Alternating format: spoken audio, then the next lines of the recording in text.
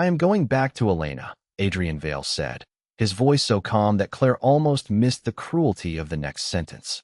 "I never loved you." The words settled over the Beacon Hill breakfast room while rain traced the windows and coffee cooled untouched. Claire Bennett, 30, pale from a sleepless night and 3 months into a pregnancy not yet announced outside the household, looked at the man she had married 8 months earlier. Adrian was 39, a white Caucasian man with dark brown hair, gray-blue eyes, and the controlled posture newspapers used when calling him head of the Vale crime family. He wore a charcoal wool suit, white shirt, and black leather Oxfords. Claire wore the modest black housekeeping dress, crisp white apron, and black low-heeled shoes she used for archive work. He pushed a cream envelope across the table. Inside was a separation agreement drafted by the family attorney, Martin Hale. Claire read the first page, placed it back inside, and nodded. Adrian's expression tightened, as if he had expected anger, tears, anything that would prove he had struck the truth. She gave him none.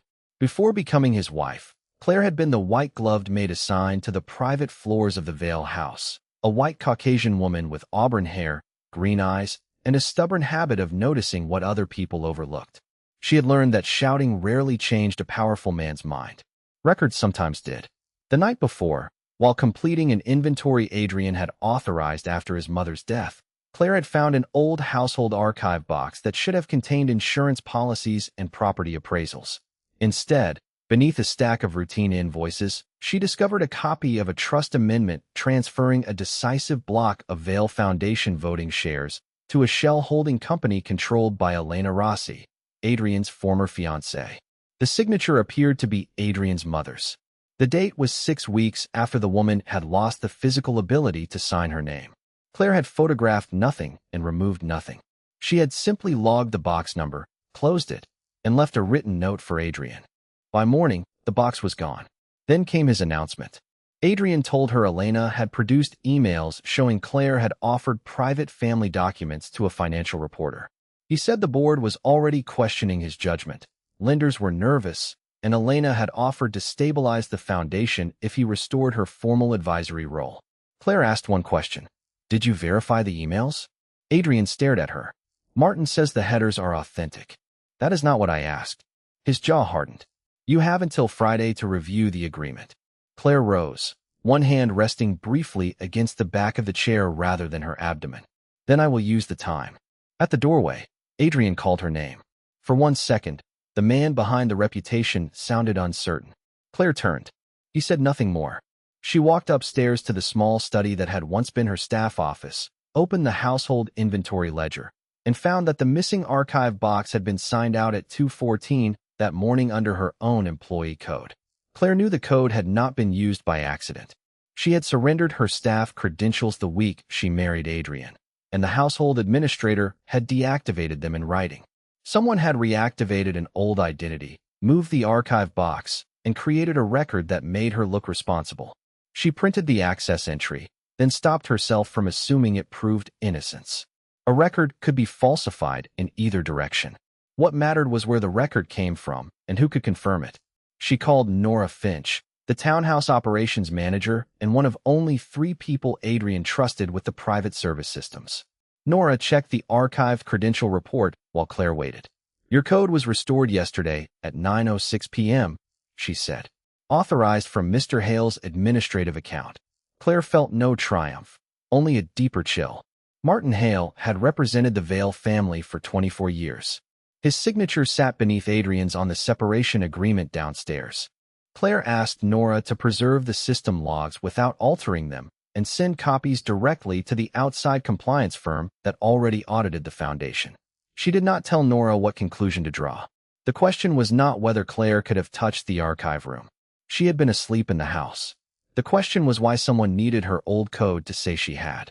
Adrian spent the afternoon in his Back Bay office with Elena and the foundation's Emergency Finance Committee. Claire saw the meeting on the public calendar because the foundation was a regulated charity, not because she had access to his private schedule.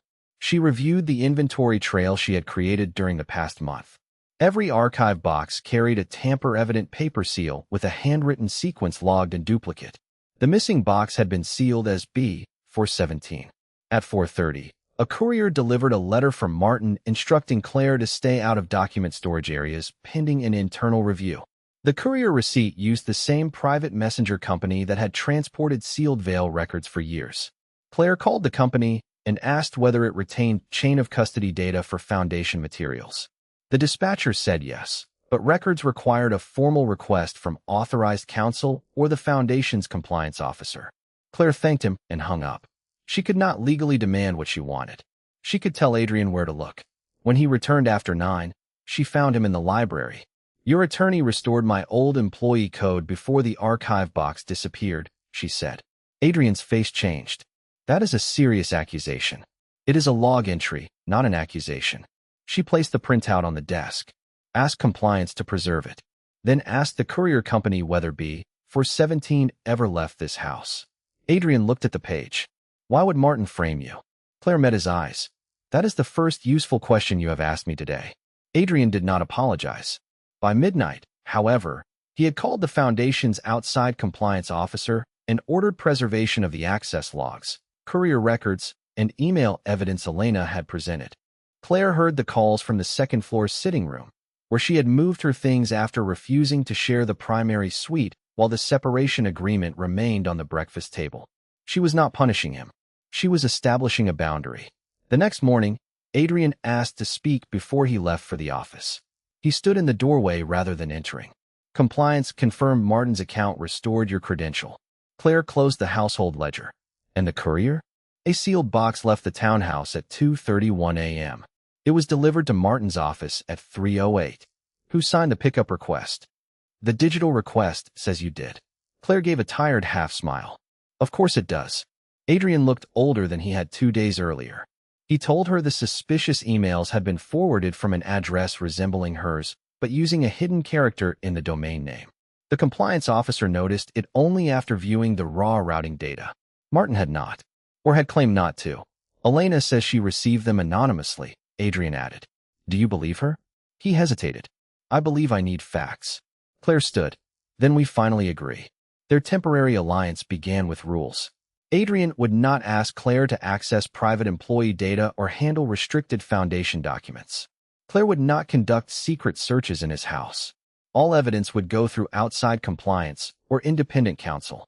If either found something damaging to the other, they would disclose it. Adrian accepted every condition. His willingness did not repair what he had said, but it prevented further damage. Later that day, the compliance firm reported that Box B-417 had been returned to the townhouse before dawn, resealed, and placed on a different shelf. The trust amendment was still inside. It carried a notary stamp from a Cambridge office and a witness signature from Martin Hale. Under magnification, the compliance reviewer noticed the signature attributed to Adrian's mother lacked natural ink variation. It might have been printed from a scan. The firm sent the document to a forensic examiner. Adrian learned another fact. The amendment had never been filed with the Foundation's custodian bank. Elena had used a copy in private negotiations with lenders, presenting it as evidence that she would soon control enough votes to approve a refinancing package. Claire understood the shape of the plan before Adrian admitted it. Elena wanted him isolated, financially dependent, and convinced his wife had betrayed him. "Why tell me you never loved me?" Claire asked. Adrian's eyes dropped. "Because I thought a clean break would protect the Foundation." Claire's expression did not soften. "You used cruelty as a management strategy." He had no defense, and for the first time, he did not try to find one. The forensic report would take time, and Elena moved faster. By Thursday morning, she had told 2 Foundation directors that Adrian's marriage had compromised donor confidence, and that she was prepared to step in as interim chair if he recused himself. Nothing in her statement was criminal. It was calculated reputational pressure built around facts arranged to look worse than they were. Adrian wanted to confront her immediately. Claire stopped him with a question. What would you ask her that she could not deny? He paced the library, jacket off, sleeves rolled up. Whether she knew the amendment was false. She will say she believed Martin. Whether she created the emails. She will say someone sent them to her. Adrian stopped. He had spent years being obeyed quickly. Claire had spent years cleaning rooms after powerful people left them, learning which messes revealed carelessness and which were designed to be seen. She opened her old inventory ledger to the page for B-417. The box had contained property appraisals, insurance renewals, custodian correspondence, and the disputed amendment. One item was missing after its overnight trip, a manila folder labeled Harbor Street Lease Dispute, 2019. Adrian remembered it at once. The dispute involved a small foundation-owned building, and Elena had negotiated the settlement while still his fiancée. Claire asked why anyone would remove an old lease file while planting a false trust document. Adrian called outside compliance, which located a scanned copy in the foundation's ordinary records. The file contained an engagement letter showing Martin had once represented both the Vale Foundation and a private investment entity connected to Elena in the same transaction. The conflict had been disclosed and waived, but the letter proved a documented financial relationship that predated the current crisis. More revealing was the billing address. Elena's investment entity had used a suite in the same building as the notary office whose stamp appeared on the disputed amendment. That connection did not prove forgery, but it gave independent counsel reason to request the notary journal and security records. By evening, the notary's attorney responded. The stamp number on the amendment belonged to a seal retired 18 months before the document's stated signing date. The notary had replaced it after an office move and reported the old seal destroyed. Adrian read the letter twice. So the amendment is fake. The stamp is inconsistent, Claire corrected. Let the examiner say the rest. Adrian looked at her with frustration and respect. You still do not trust me with conclusions. I trust you enough not to let you ruin this by rushing. The doorbell rang. Nora entered with a certified envelope for Claire. Inside was a notice from Martin. He intended to seek an emergency court order barring her from the townhouse archive because, he claimed, she had interfered with evidence. Claire handed it to Adrian. Now he needs me to look guilty before the examiner speaks. Adrian reached for his phone. Claire shook her head. Not Elena. Not Martin. Call independent counsel. Independent counsel filed a response before noon, supported by Nora's preserved access logs and the courier company's chain of custody record. Martin withdrew his request for the emergency order rather than defend it at a hearing. To Adrian, the withdrawal looked like surrender.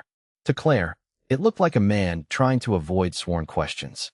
The distinction mattered. That afternoon, the forensic examiner delivered preliminary findings. The signature on the trust amendment was a high-resolution reproduction of Adrian's mother's signature taken from an older insurance authorization. The examiner identified the source because a tiny break in one letter matched a scanning defect visible on the insurance form. The disputed amendment had been assembled digitally and printed as though it were an original. Claire remembered the insurance authorizations had been kept in the same archive box until the year before, when Martin's office borrowed them during an estate review. Adrian sat very still as independent counsel explained the implication. Martin had possessed legitimate source material. He also had access to Claire's old staff code and a long-standing relationship with Elena. Yet there was still no direct evidence that Elena had ordered anything. Adrian wanted certainty because certainty was easier than grief. Martin had been at his family's table since Adrian was a teenager. Elena had known him for 12 years. Claire watched him absorb the possibility that both relationships had been used against him. She could have reached for his hand. She did not. Trust, after what he had said, could not be restored with a gesture that pretended the damage was smaller than it was. Instead, she told him something she had withheld for 2 days. I am pregnant.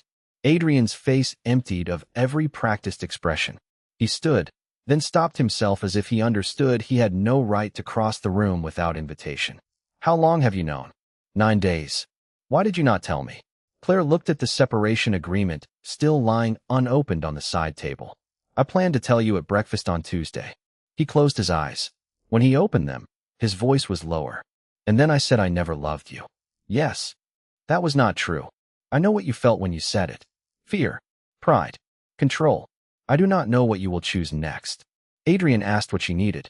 Claire answered plainly. Medical privacy, financial independence whether they remained married or not, and no decision about their relationship tied to the foundation crisis. She would help establish the truth because her name had been used, not because she owed him reconciliation. Adrian agreed. He instructed independent counsel to arrange a separate attorney for Claire at his expense with no reporting duty to him, then corrected himself when she objected to the control implied by the offer. He transferred funds to an escrow account administered by her chosen counsel instead. It was the first decision he made that gave away power rather than displaying it. That evening, Claire found one more clue in the old insurance scan. In the margin was a handwritten routing code used only by Martin's office copier system. The forged signature had preserved part of it. The routing code allowed the forensic examiner to identify the precise scan used to create the false amendment. Independent counsel obtained a preservation agreement from Martin's firm, whose internal audit found the source file had been opened 3 times in 6 months. 2 accesses came from Martin's account. The third came from a conference room workstation reserved on evenings Elena attended private strategy meetings there. That still did not prove she had opened the file. A shared workstation could be used by lawyers, clients, or staff. Claire insisted they keep the language exact. Adrian began repeating her corrections before she had to make them. The change was small, but she noticed. Their next lead came from finance. Elena's proposed refinancing package required the Vale Foundation to grant a management fee to her investment company for 7 years. The fee was disclosed in an appendix, but easy to miss. If the false amendment gave Elena apparent voting control, she could approve a contract that paid her company millions while claiming she was rescuing the foundation. Her motive was no longer emotional. Returning to Adrian was useful because it made her influence look familiar rather than financial. Adrian had mistaken an old relationship for a stable alliance and a new marriage for a vulnerability. Claire did not comfort him with easy forgiveness. She sat beside him at the conference table and read the appendix line by line. They found an acceleration clause. If the foundation removed Elena's company within 3 years, it would own nearly the entire projected fee. The clause explained the urgency. Elena needed the board to approve the deal before the amendment could be challenged. The vote was scheduled for Monday. Independent counsel recommended asking the board to postpone. Adrian refused at first, arguing that delay would look weak. Claire closed the binder. Then let it look weak. He glanced at her. You think I should surrender the room? I think you should stop treating every pause as surrender. The words described more than the meeting. Adrian called the board secretary and disclosed that the authenticity of a material ownership document was under independent review. He asked that the refinancing vote become an evidentiary session open to the foundation's auditors and counsel. Elena objected within 20 minutes, claiming Adrian was manufacturing a domestic scandal to avoid oversight. Her email included a detail no one had released. She referred to the disputed document as the amendment recovered from Box B, 417. Adrian read the sentence aloud. Only Claire, Nora, Martin, outside compliance, independent counsel, and Adrian knew the box number. The board had received a redacted notice. Elena could have learned it from Martin, which would establish coordination even if it did not establish forgery. Claire forwarded the email to her own attorney and independent counsel. Do not answer it yet, she said. Adrian nodded. 2 days earlier, he would have demanded action. Now he asked, what do we need before Monday? Claire looked at the evidence board, then at him. A witness who can explain how Elena knew what she was never supposed to know. Nora could verify the archive system, but she could not place Elena near the box. The courier could verify transport, but the pickup had been ordered electronically. The missing link appeared late Friday when Martin's law firm, under pressure from its internal audit committee, produced visitor and conference room reservation records. Elena had reserved the shared workstation room on the night the source signature file was opened. More importantly, the reservation notes listed Martin as her host and described the meeting purpose as Vale restructuring documentation. Independent counsel requested a voluntary interview with Martin. For 6 hours there was no response. Then Martin called Adrian directly.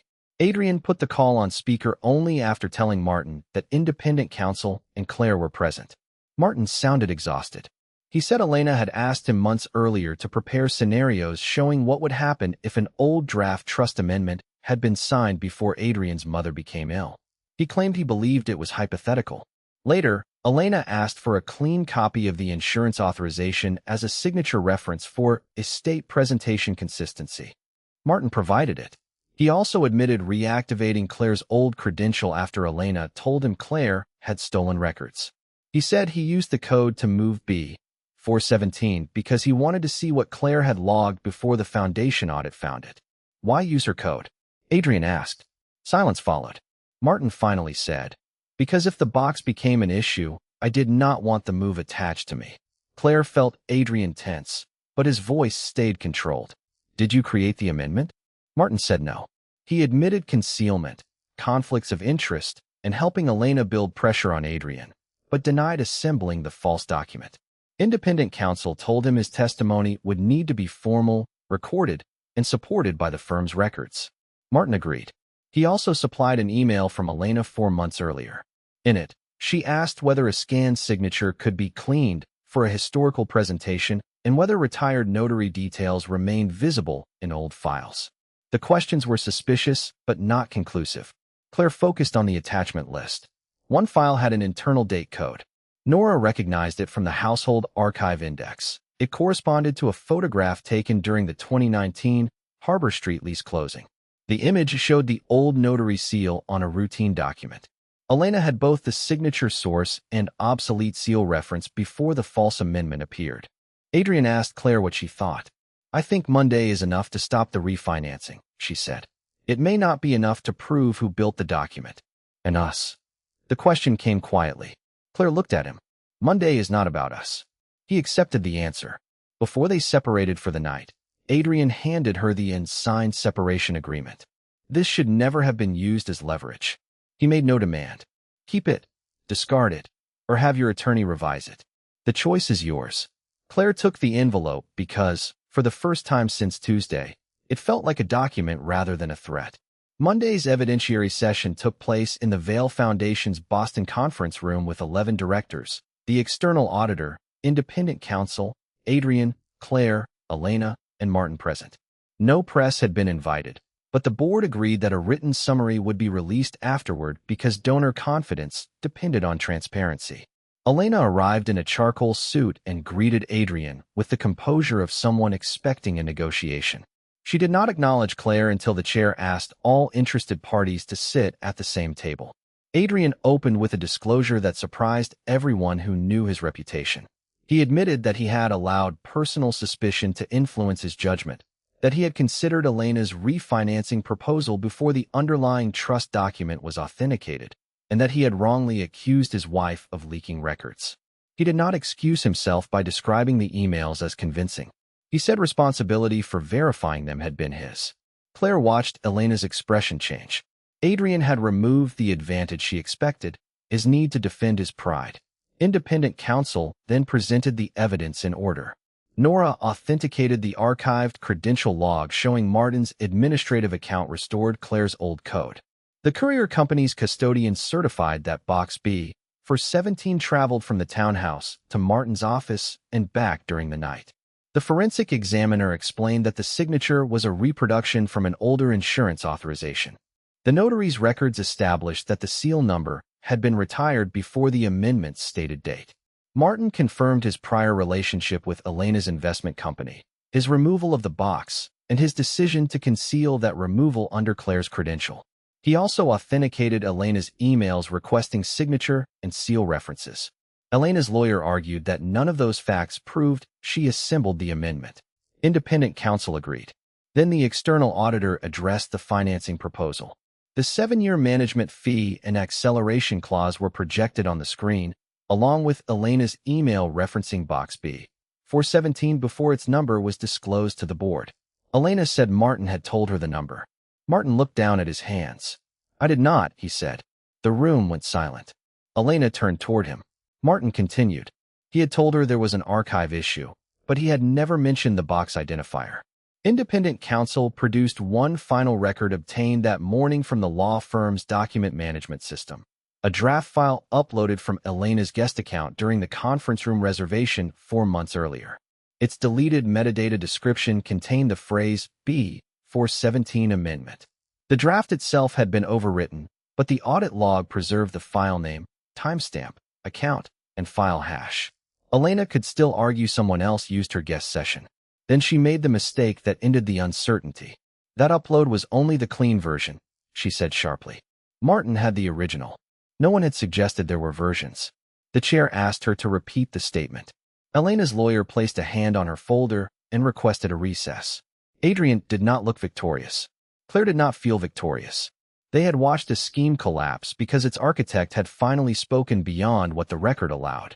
After the recess, Elena declined further questions on advice of counsel. The board suspended her refinancing package, removed her company from advisory access, and referred the disputed amendment and related records to regulators and authorities. Martin resigned as family counsel and from every foundation matter. Adrian asked the board to appoint a governance committee that excluded him from document authentication decisions until the review was complete. It cost him control, but restored a process no one had to accept on his word. At Claire's request, the foundation statement said only that an internal credential had been misused and that no evidence supported allegations of a leak by a household employee or family member. She kept her pregnancy private. At home, Claire read the separation agreement again and told Adrian she would not sign that version. Hope crossed his face, but she stopped him. That is not the same as saying everything is fixed. I know. You tried to decide my future without me. You used a lie about love because it made your business problem easier to manage. Adrian promised specific changes: separate legal counsel for Claire, independently reviewable finances, household employment records under Nora, and counseling focused on control, grief, and decision-making under pressure. Claire added one condition: you do not get to say you never loved me and erase it later because you were scared. Adrian answered, then I will say what is true beside what I did. I love you. I failed you. You do not owe me an answer today. In the following weeks, Elena's financing proposal disappeared. Auditors continued reviewing the false amendment, and Martin provided further testimony confirming Elena had pushed him to create historical scenarios while concealing the value of her management contract. His cooperation changed nothing about his choices. The foundation treated the amendment as invalid, adopted dual authorization for archive access, and formally cleared Claire. She returned with Nora to finish inventory. Box B, 417 received a new seal and permanent evidence notation. Adrian attended counseling. Claire kept separate accounts and made her own medical decisions. He asked before appointments, and she sometimes said yes, sometimes no. They discussed the baby without using the child as an argument for staying together. 6 weeks after the board session, Adrian found Claire in the breakfast room where he had handed her the separation agreement. He brought 2 cups of tea and no contract. My therapist asked what I thought love was when I was 17, he said. Claire raised an eyebrow. That sounds expensive. He laughed, then answered seriously. I thought love meant keeping people close enough that I could prevent loss. I was wrong. What do you think now? That it has to survive another person having choices I do not control. Claire studied him. His actions supported the answer. She reached across the table, palm up. Adrian waited before placing his hand in hers. I love you, she said, and I am choosing to stay because I am free to choose differently. Adrian did not tighten his grip. Then I will keep earning the choice. Outside, Boston traffic moved through wet streets as 2 people began again without pretending the past had vanished.